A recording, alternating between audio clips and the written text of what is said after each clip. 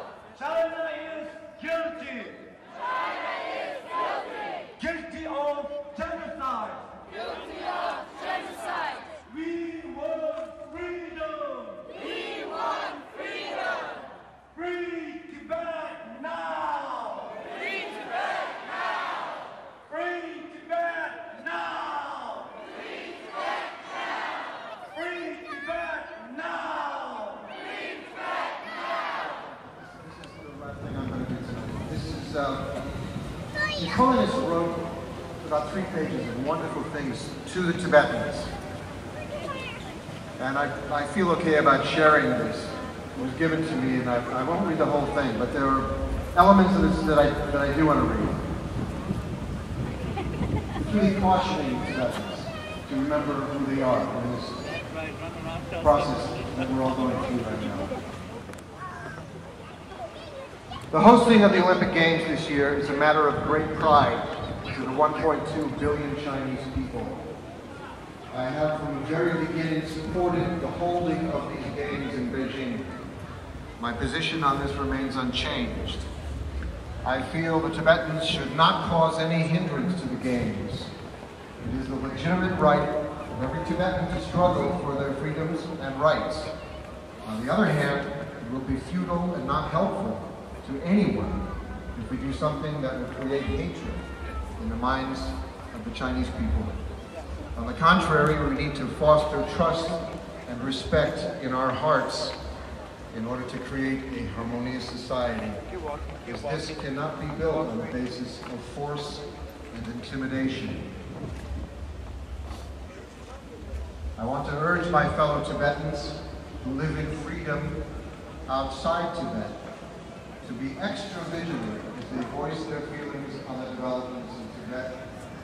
We should not engage in any action that could be even remotely interpreted as violent. Even under the most provocative of situations, we must not allow our most precious and deeply held values to be compromised. I firmly believe that we will achieve success through our nonviolent path. We must be wise to understand where the unprecedented affection and support for our cause stems from. Finally, I want to reiterate and appeal once again to Tibetans and to all of us who love the Tibetans to practice nonviolence and not waver from this path, however serious the situation might be. God bless you all.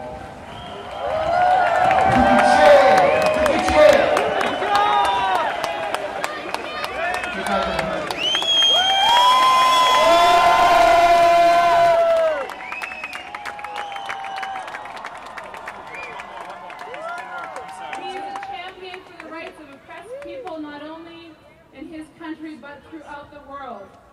As the first Black General Secretary of the South Africa Council of Churches, Archbishop Tutu was steadfast in providing leadership within the anti-apartheid movement. He did this by consistently advocating reconciliation between all parties, and he urged South Africans to choose the peaceful way to freedom.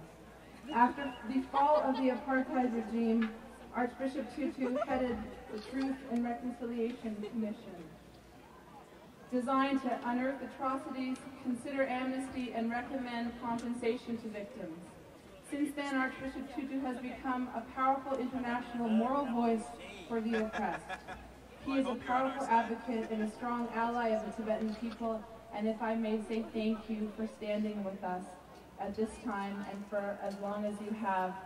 Please, Archbishop Desmond Tutu, welcome him to the stage. Hello. Hello. Wonderful to be here. Thank you so very much.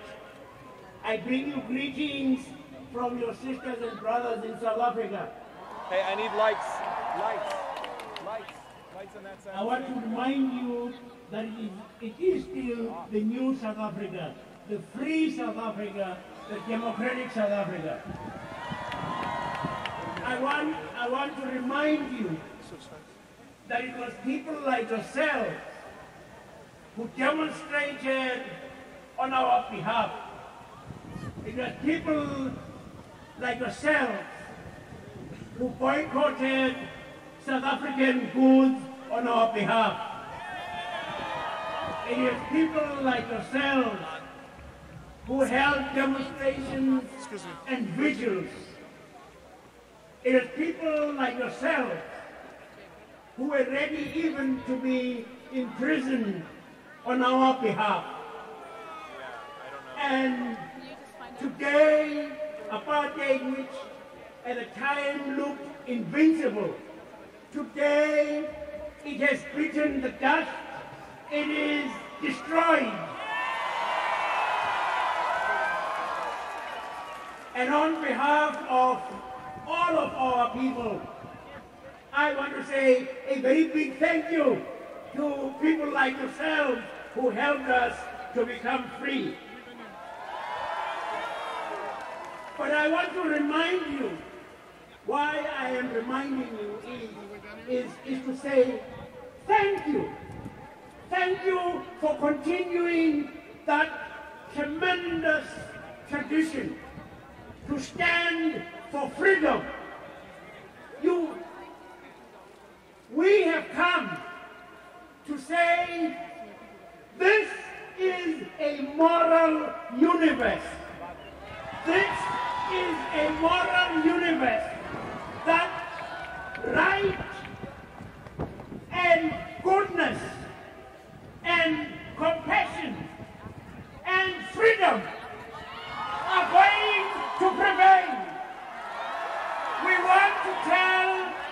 want to tell the dictators and the oppressors of this world, hey, you have already lost. You have already lost. You have already lost. We want to say to China, you know, we actually thought the Olympic Games would help you. They would help you to improve your human rights record. We still hope, because at the moment we are not yet saying let us boycott the Beijing Olympics. What we are saying is, for goodness sake, to all heads of state, we're saying to you, Mr. President George Bush, to all leaders of the world, for goodness sake, don't go to Beijing.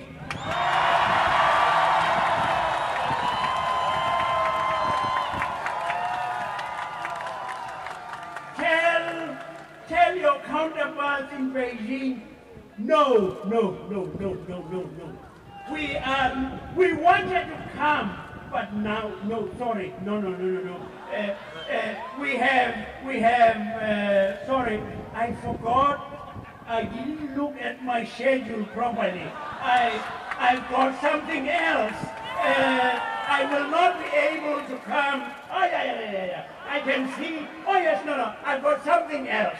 I can't come on the 8th of August. I will not be able to come. We must tell the leaders of the world, for goodness sake, for God's sake, for the sake of your children, of our children, for the sake of the beautiful people of Tibet, don't go! Don't go!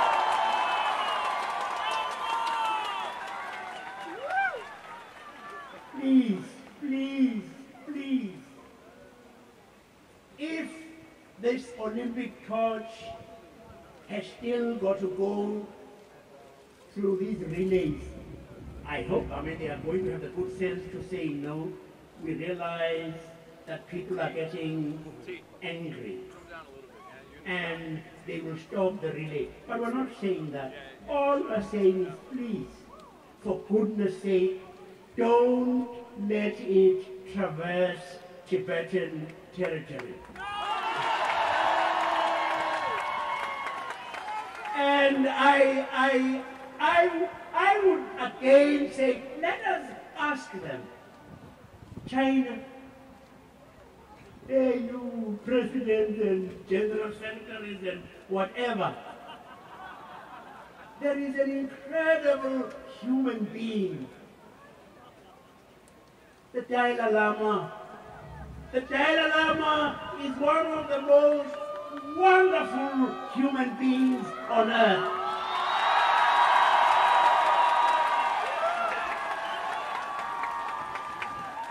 He is one of the holiest people I have encountered. He bubbles with joy. He's like a schoolboy, really, you know. Sometimes we're sitting together and he's full of pranks. And I say, hey, look here, look. Wait. The cameras are on us, man. And try to behave like a holy man. And he's fantastic. And he has said, no, we are not looking for separation, independence. We want autonomy. That is, who are they ever going to talk to if they don't talk to this man of peace? Please.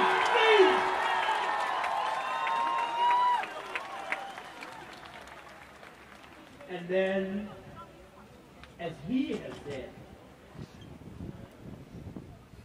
please, can they stop the violence? For he is a man of peace. You know what? I want you to say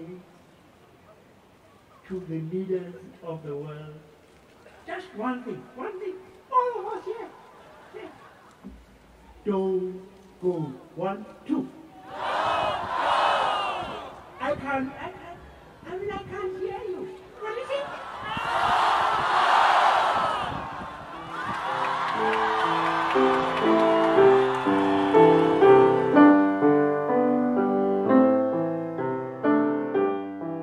What is it about the Save Tibet effort that seems to maintain a hold on the one element of human nature that we cannot define in DNA or through technology? Do we recognize that we cannot let another culture be swallowed up, or we lose all chance to find and prove that there is something greater within us than cells, than bone and flesh? Why will the concept of saving Tibet not stop nagging at the collective conscience? A Tibetan monk, when asked what he thought was in it for those in the West who were trying to help Tibet, said that there's nothing in it for us, except what is right. When asked about becoming a Buddhist, one Lama answered that religion should be a choice that follows one's own tradition. A person should pick a religion that matches their nature because religion is there to make people better. China is rising on the world stage as a military and economic force. China could save Tibet with a slight change in policy, and in doing so, it would rise above all great nations. But their current path is to gut the Tibetan culture, while leaving only a corpse dressed up to attract tourist dollars as sort of a Tibetan amusement park. But realistically, there will be no great change coming from China, and that leaves it to us to do whatever we can, large or small, to help the Tibetans save their culture. Individually, we gain nothing from the effort, but in saving Tibet, we prove the existence and power of the human spirit.